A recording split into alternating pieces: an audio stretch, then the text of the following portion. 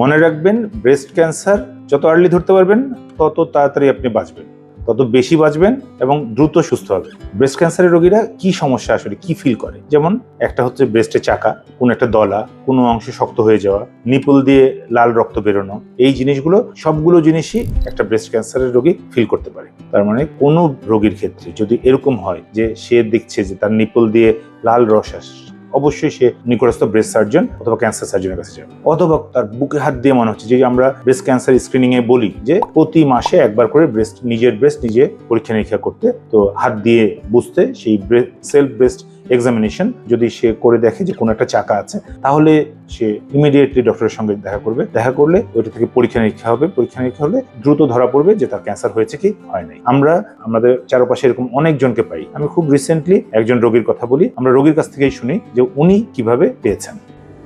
আপনি কবে থেকে আপনার সমস্যার কথা বুঝতে পারলেন? ঈদের 2 দিন আগে থেকে। ঈদের 2 দিন আগে থেকে, তার মানে জাস্ট 1 মাস আগে। কিভাবে বুঝতে পারলেন? হঠাৎ আর কি টিভি দেখতেছি, হঠাৎ আর কি হাত বুকের উপরে পড়ছে, বুকের উপরে হাত দেওয়ার পরে দেখি যে একটু শক্ত শক্ত লাগে। পরে তারপরে মনে হইলো যে জায়গা একটু শক্ত কিসের জন্য।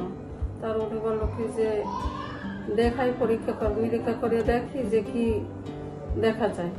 তাহলে আপনারা দেখেন যে এই রোগীটা মাত্র 1 মাসের মধ্যে এই জিনিসটা 1 মাস আগে বুঝতে পেরেছে যে জিনিসটা তার তৈরি হয়েছিল ব্রেস্টের মধ্যে, এবং খুব ছোট সাইজ, এবং বিশ্বাস করবেন না, মাত্র 1 সেন্টিমিটার সাইজেই সে বুঝে ফেলেছে তার ব্রেস্টের মধ্যে একটা চাকা তৈরি হয়েছে। এবং সে ইমিডিয়েটলি একজন সার্জনের কাছে গেছেন, উনি ওইটা আল্ট্রাসোনোগ্রাম করিয়েছেন। আল্ট্রাসোনোগ্রামের মধ্যে ধরা পড়লো যে হ্যাঁ একটা চাকা আছে। এরপরে ওই ব্রেস্ট সার্জন ম্যামোগ্রাম করলেন, ম্যামোগ্রামের পরে দেখা গেল যে হ্যাঁ ওখানে আসলে একটা সলিড লেশন আছে। ওইটা থেকে কোর বায়োপসি করার পর ইজিলি ডায়াগনোসিস হয়ে গেছে যে এটা ব্রেস্ট ক্যান্সার। সবচেয়ে ভালো ব্যাপার যেটা হলো, তার কিন্তু পুরো ব্রেস্ট কেটে ফেলার কোনো প্রয়োজনই হচ্ছে না। তার ওই ব্রেস্টের ওই চাকাটুকুর অংশটুকু ফেলে দিয়ে পুরো ব্রেস্টটাকে আবার সুন্দর করে রিফর্ম করে এবং এক্সিলারি স্যাম্পলিং বা সেন্টিনেল নোড বায়োপসি করে তার এটা বগলতলায় বা আর্মপিটে গিয়েছে কিনা সেগুলো দেখে আমরা ইজি একটা ট্রিটমেন্টে যেতে পেরেছি। এবং তার সুস্থ থাকার সম্ভাবনা, আমরা তাকে বলেছি যদি আপনি এই থেরাপিগুলো কমপ্লিটলি নেন তাহলে 95% আপনার সার্ভাইভাল রেট অনেক বেশি। সুতরাং এই মহিলার ক্ষেত্রে যেমন এটা